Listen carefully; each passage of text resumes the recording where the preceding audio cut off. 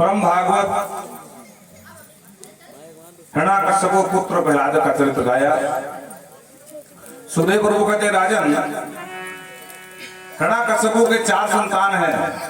सबसे छोटी संतान का नाम प्रहलाद है, अनुराग संराग इस तरह से। और इस बालक को बचपन से एक ग्रह लग गया था। कौन सा ग्रह है? कृष्ण ग्रह गृहीत आत्मा। देखो, नवग्रह लगे तो उनसे बचा जा सकता है, पंडित जी को बुलाकर नवग्रह शांति करा लो। लेकिन जब कृष्ण रूपी ग्रह लग जाए तो दुनिया में ऐसा कौन सा पंडित जी हैं जो जाकर के कृष्ण रूपी ग्रह से छुड़ा दे? जल्दी से ग्रह लगता नहीं है, जिसके साथ लग जाए तो फिर उसका कल्याण ही कर देता। मीरा जी को लगे तो मीरा जी का कल्याण कर दिया। आज प्रहलाद को लगे तो कुचति गायति, कुचति रुदति, कुचति हसति, कुचति विलज्जति, कुचति उद्गायति, कुचति नृत्यति। कभी गाने लगते हैं, कभी फूट फूट कर रोने लगते हैं, प्रभु कब मिलोगे। कभी हंसने लगते हैं, वाह देखो मेरे प्रभु कितने सुंदर हैं। और इन्हीं लक्षणों को देखते हुए हिरण्याकश्यप जो भगवान का नंबर 1 का शत्रु था, उसको लगा कहीं मेरा बालक बिगड़ न जाएगा। तो अपने खुद के विद्यालय में वहां के प्राचार्य थे महाराज शुक्राचार्य के पुत्र संडामर्क जी। जहां दैत्यों की जो विद्या होती है ना, वही पढ़ाई जाती थी। शत्रु से विरोध करना, आतंकवादियों की तरह वहां भिजवा दिया। प्रहलाद जी वहां भी नहीं सुधरे। बोलो राधे राधे। वहां भी नहीं सुधरे और अंत में सारे यत्न कर लिया पर नहीं कुछ कर पाया। तो एक दिन बहुत परेशान हो गया महाराज हिरण्याकश्यप और अपने पुत्र को बहुत डांटा। आप सभी कथा से परिचित, विस्तार न करते हुए पर्वत से गिराया, पानी में डुबाया, हाथी के पैर नीचे कुचलाया, होलिका लेके बैठ गई पर कुछ नहीं बिगाड़ पाया। मन ही मन घबराया कि सब क्या मामला है भाई। तो एक दिन बहुत डांटा। दुर्विनीत मंदात्मन को भेद कराधम स्तंभम मक्षासनम क्रोधभूतम भेद कराधम।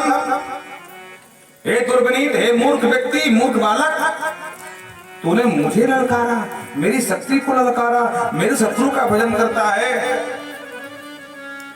अरे तुझे पता नहीं है, कुद्धस यस्य कंपन्ते त्रयो लोका सहेतु राहा। जब मैं कुपित होता हूं ना तो तीनों लोग कांप जाते हैं। सह ईश्वरः, और तीनों लोग का जो मालिक है ना वो भी कांप जाता है।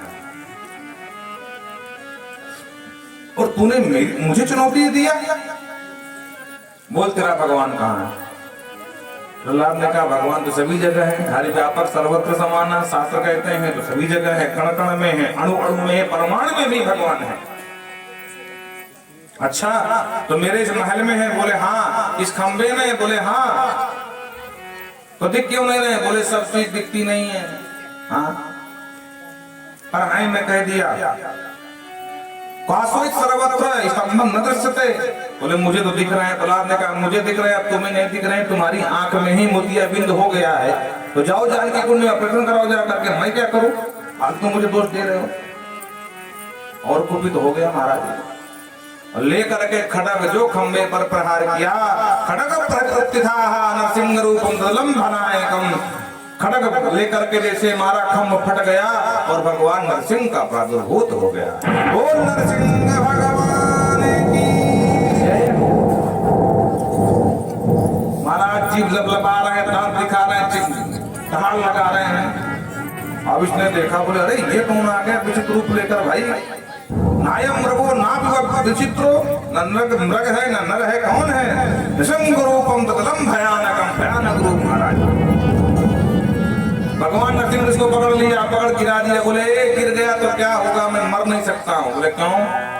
बोले ब्रह्मा के वरदान में रक्षा करेंगे।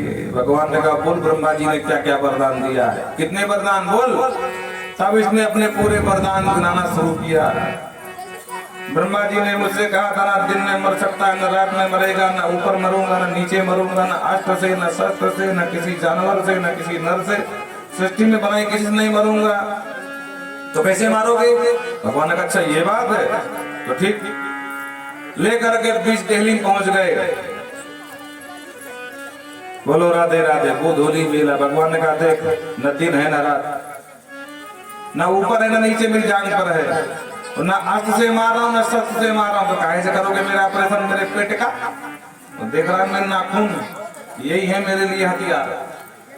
अच्छा तो मैंने ब्रह्मा जी से कहा था कि ब्रह्मा जी आपकी बनाई हुई सृष्टि से किसी से ना मारूं। भगवान ने कहा मूर्ख, ब्रह्मा को मैं बनाता हूँ, ब्रह्मा मुझे नहीं बनाता है।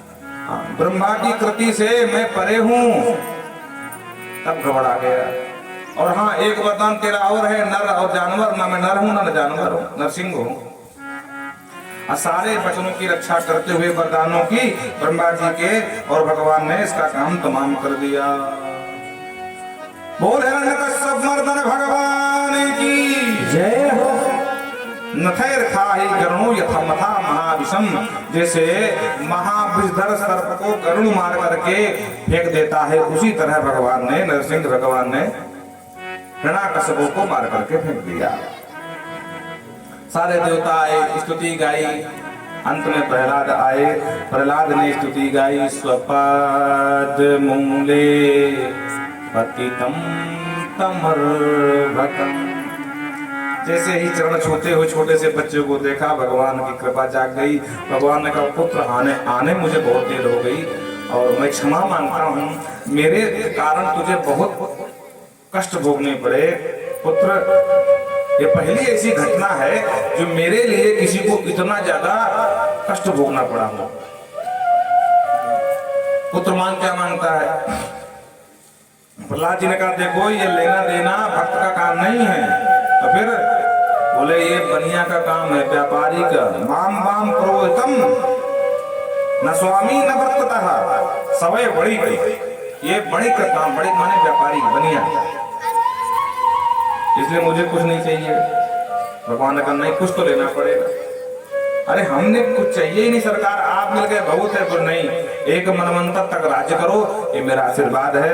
उसके बाद सुतर लोक में जाकर के नित्य निवास करना। बोलो राधे राधे।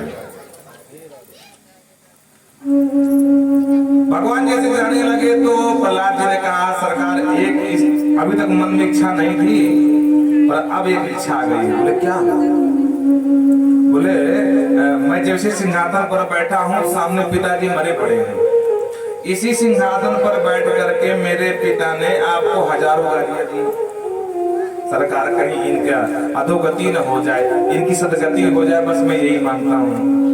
भगवान ने कहा पुत्र तुम जैसा परम भागवत जिस कुल परंपरा में हो जाता है उसकी 10 पीढ़ियां तर जाती हैं। कितनी? 10 पीढ़ियां। और फिर तुम्हारे सामने तुम्हारे पिता ही है। त्रिसप्तभी पिता पूत पितृ भी साते नघा।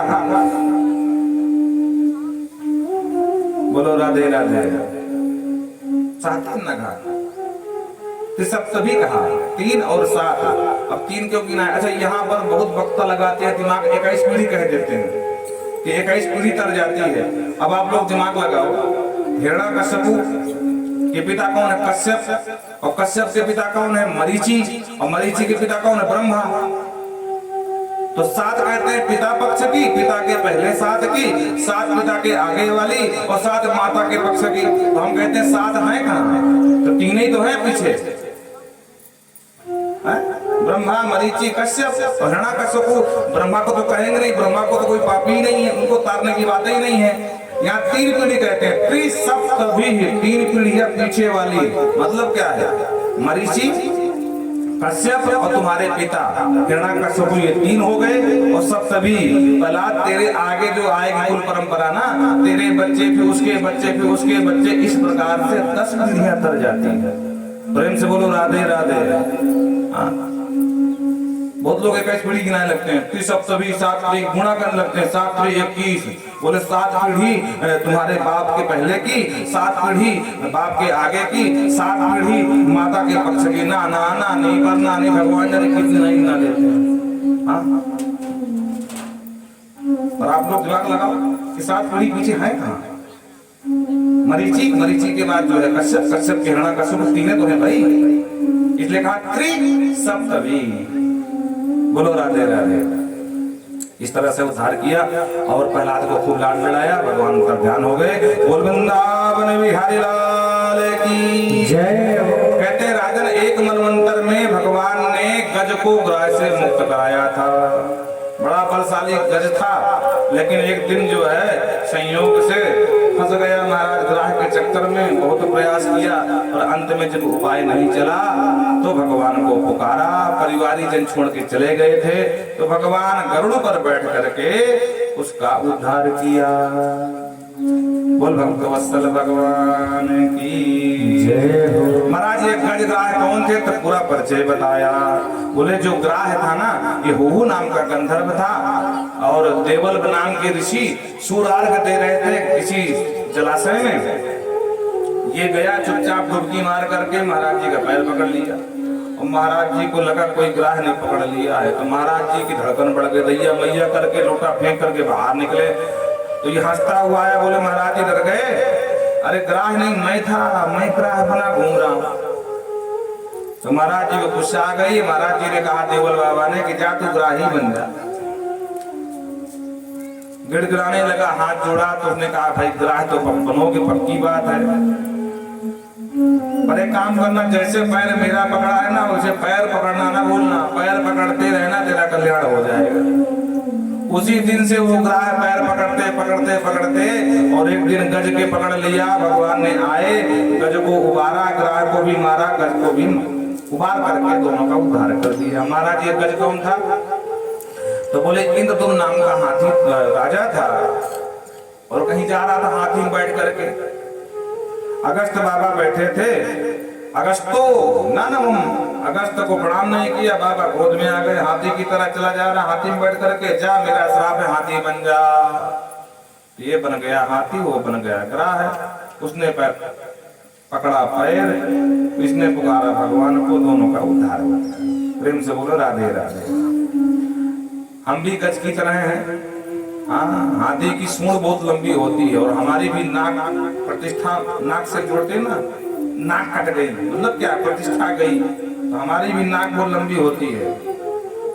हम भी हाथी की तरह खूब मदमस्त रहते, जब तक जवानी रहती खून रहता है और अंत में जब फंसते हैं, बुढ़ापे का मगरमच्छ पकड़ता है ना, जब उठने काम नहीं करते, बोले बिटिया पानी लाओ, उसके बाद चाहे जितना उपाय कर, चाहे फिर जितने च्यवनप्राश के डिब्बे चाट जाओ, चाहे जितना घी पी जाओ, एक बार मगर ने पैर पकड़ लिया तो अंत में शरीर लेके ही छूटेगा।